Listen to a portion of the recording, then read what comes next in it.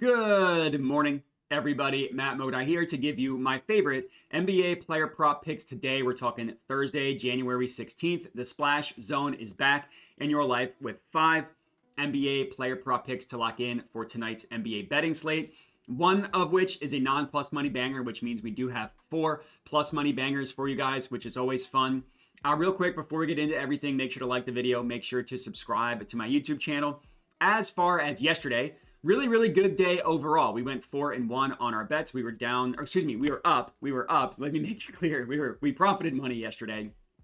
Up a little bit under 3 units. If you're some of those people that get mad when one bet loses, my apologies to you, but we did have a great day yesterday, winning 4 of our 5 bets with Trae Young getting refunded. Now, the unfortunate thing is, the play that I laddered also was the play that lost. Scotty Barnes rebounds. I loved the look. It wasn't even close. And I could have laddered 2 of the 3 winners. Gafford and Dame could have been laddered higher, but that's just kind of how things go. We'll take a day in which we profited by far up over 3 units. On the year, we're just slowly trickling ourselves up into the green. We're up about 13 units or so on the entire season. Very pleased with how things have gone after an incredibly rough start and honestly incredibly rough middle patch of the season as well. Let's keep it going. So again, remember to like the video, remember to subscribe. And for today's comment, this isn't going to apply to everybody, so if it doesn't apply to you, that's okay. Tell me your favorite anime. I want to know what your favorite anime is. I already mentioned this. Mine is Attack on Titan, but I just finished the anime that I was watching, which was Frieren, which I really enjoyed. So I'm in the market for a new anime. Tell me your favorite one in the comments. If I haven't watched it before, maybe I'll give it a try. So go ahead and put that in the comments. As for the important stuff, the bangers, let's get into it. So what I have up on the screen here is Props Madness. Amazing tool. If you're interested in signing up, I put a link in the description as well as the pinned comment. If you do sign up, use the code MODI, my last name, M-O-D-I, all caps, because that helps me out. Let's start talking bangers. So I'm just going to go in order of the plays in which the games are played, not necessarily in any favorite or anything like that. So I do have a play in this Pacers versus Pistons game. I took Jaylen Dotson. I actually took him double-double. So you can get, and unfortunately they don't have odds here for double-double on Props Madness, but you can get him to record a double-double. Plus 195 is what I bet it at Bet365. I think after the fact, it appeared on FanDuel at plus 200. So if you can get it on FanDuel at plus 200, I would go obviously take that. Plus 200 is better than plus 195. Regardless, I really like this look on Jaylen Dotson. Now, both his points and his rebounds prop are priced at 9.5 with the over favored, right? We see like every book has the over 9.5 in terms of his points as the likely outcome. And then it's mostly the same thing on most books for his rebounds. You know, one book has it, Fliff has it the other way, but most books have it either 50-50 to hit his rebound prop or they have the over favored. So right off the bat, both books think he's going to get at least 10 points and rebounds. Now the risk here is obviously it's essentially a parlay, parlaying them together, but I really like it. So let's start with the points. Matchup against the Indiana Pacers. If you look through the play types and stuff, they don't seem like they're the juiciest matchup in the world. 17th ranking in terms of putbacks. We don't have any data off of cuts, so we have no idea if they're good or bad at guarding cuts. But they do really struggle guarding the pick and roll man, 7th most points per game, which is about 16% of the points that Jaylen Dotson scores. What led me to like this play a lot is the Pacers really struggle guarding the paint. If you hover over the matchup, which you can do here, and you go down, I wish I could highlight my mouse, but I can't. We see that we see defensive rank versus DPT. That's how they guard the play type. Defensive rank versus DSZ. That's how they guard the shot zone, which in this case is the restricted area for Jaylen Dotson.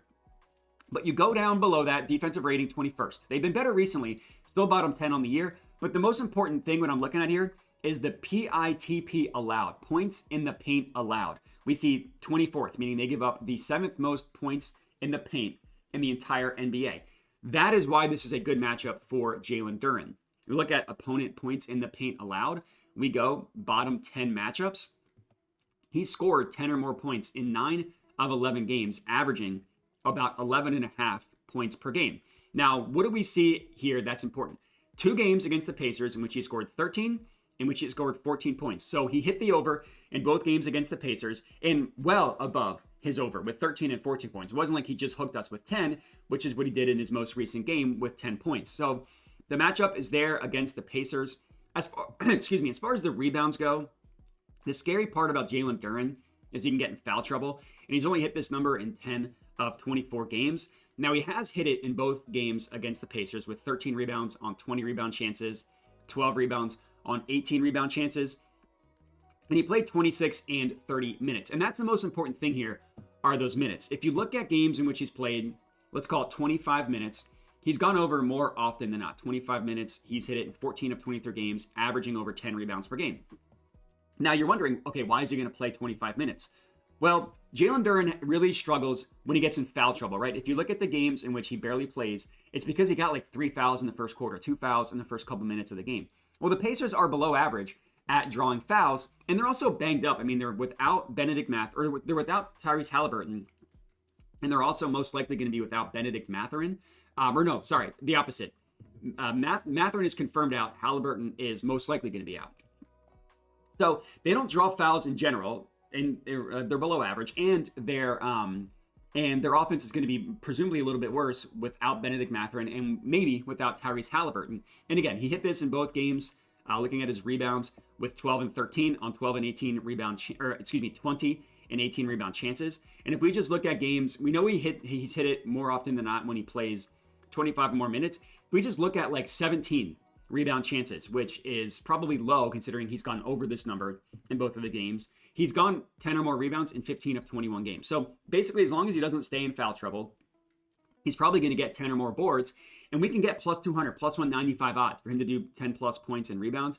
I think that's just a phenomenal matchup, phenomenal price, which is part of the reason why we were on this. I wouldn't bet it at plus 100, but I really like it at plus 195. So that is our first play. Heading over to the Cavs versus Thunder. I actually have 2 bets in this game. They're both on the Cavs side. I do like, just to tell you real quick, Isaiah Hartenstein is out for this game. I like Jalen Williams rebounds, but not Jalen with a Y, Jay, Lynn Williams. He's the one that gets the most rebounds when iHeart is out. They don't have odds for him yet, so obviously I can't bet it, but look for Jalen Williams rebounds when odds prop up, and not this Jalen Williams, the other one. The plays that I have are 2. Donovan Mitchell, I took him over 4.5 rebounds. Now the odds here got a little bit nuked. It was plus 100 at BetMGM, which is what I sent out to my Dub Club. Right now you can get it at minus 110 at ESPN Bet. And I would check FanDuel as well. When I locked it in, FanDuel had the best price outside of BetMGM. And unfortunately, FanDuel odds don't pull here. So I would make sure to check FanDuel, but I would still take it at minus 110 at ESPN Bet. Now, this is not a hit rate type of thing. As you can see, he's only done it in 13 of 37 games. Now, he missed it in the first, 8, 9 games of the season. Since then, it's a little bit better, 13 of 28, still a below 50% hit rate. It's all because of the matchup. The Thunder are a team you want to target for guard rebound props. We've talked about it all year. 9 of the last 14 players with a similar rebounding profile to Donovan Mitchell have hit their rebound prop over. That includes Donovan Mitchell, who did this against the Thunder last game with 6 rebounds. Anthony Edwards had 7. Tyler Hero had 12. Couple missed. Then DeJounte Murray had 9.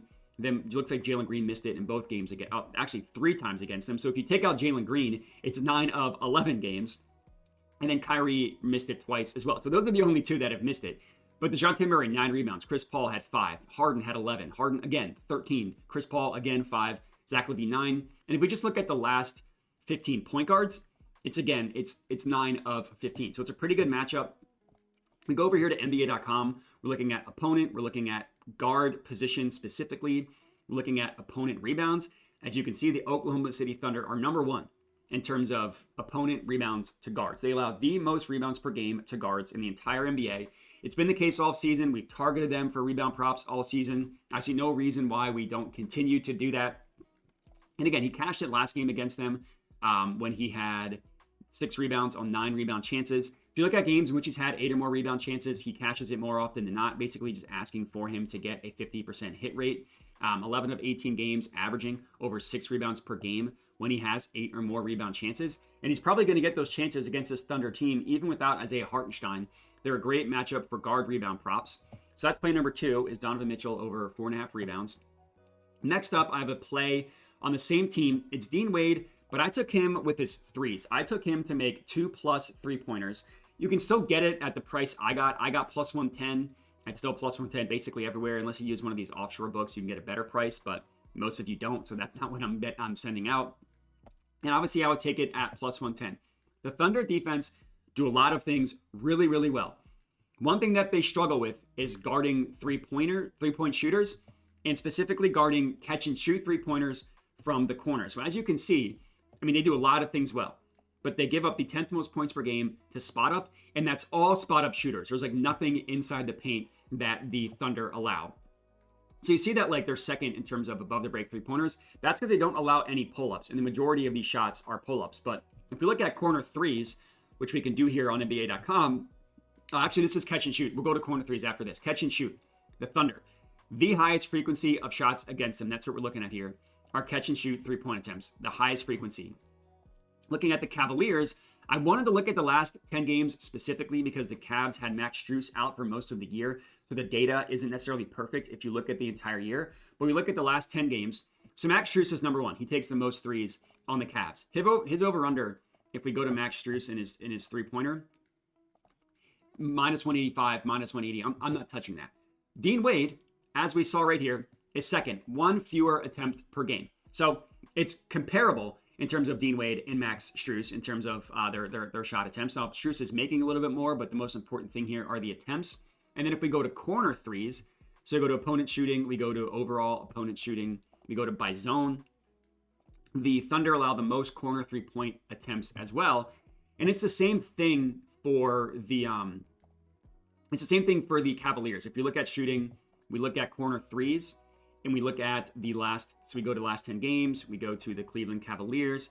It's the same thing. Strus is number one, and Dean Wade is number one. So that's why I ended up going with him as well. Dean Wade takes more corner threes than Max Strus does, and we're getting a better price.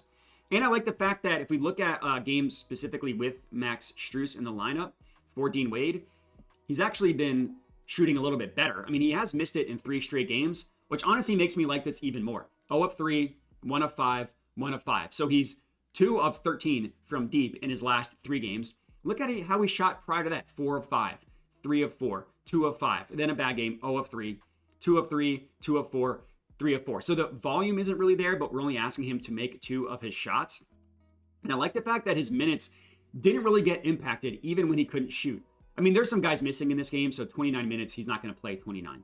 But played 20 minutes when he went 1 of 5, and then played another 20 minutes when he went 0 of 3, and that was with Max Strus in the lineup. So his minutes are consistent. It's because he's a decent defender, so they want him on the floor, and it's important that he can also stretch the floor. So getting plus money for him to make 2 or more three-pointers, I think is a phenomenal price when you, when you consider the matchup against the Thunder, who do a lot of things well, but they don't rebound well, which is why we're taking Donovan Mitchell, and they don't guard catch and shoot three-pointers well either, which is why we're taking Dean Wade. So that is our third bet, Dean Wade and his three-point prop.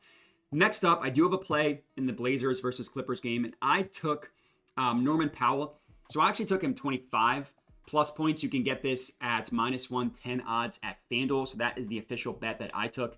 Norm Powell over 25 plus points. So don't look at the odds you see here because you can get a better price on FanDuel.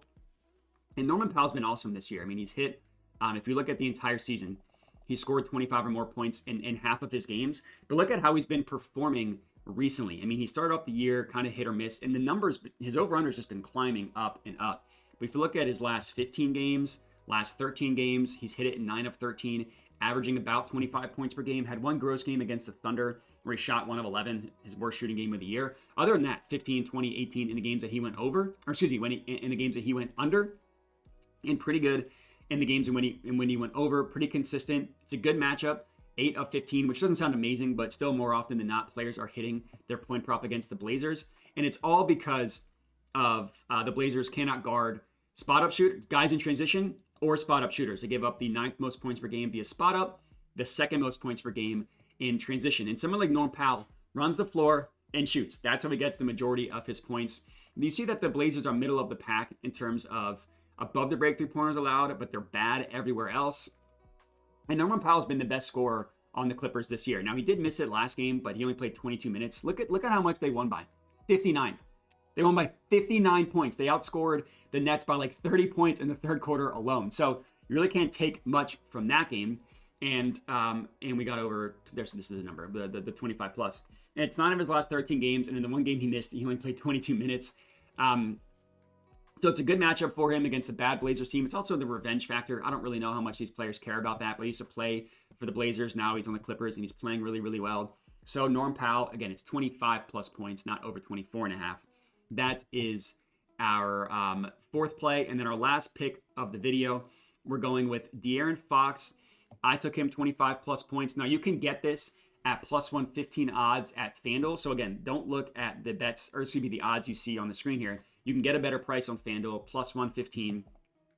And this is a play. De'Aaron Fox has been awesome recently. I mean, as you can see in his last 11 games, which also coincides, this was the first game after they fired Mike Brown. So even if you look at games since they fired Mike Brown, he's hit it in 3 of 5 games. He's been performing well. And what I like are a couple things. Number one, the volume. Look at the games that he went under. 23 shots, 23 shots, 19 shots. He just couldn't make anything. 7 of 19, 7 of 23, and 9 of 23, going 2 of 8 from deep and 1 of 8 from deep. And he still scored 23, 20 points, 23 points. He's still getting close, even when he's shooting horribly.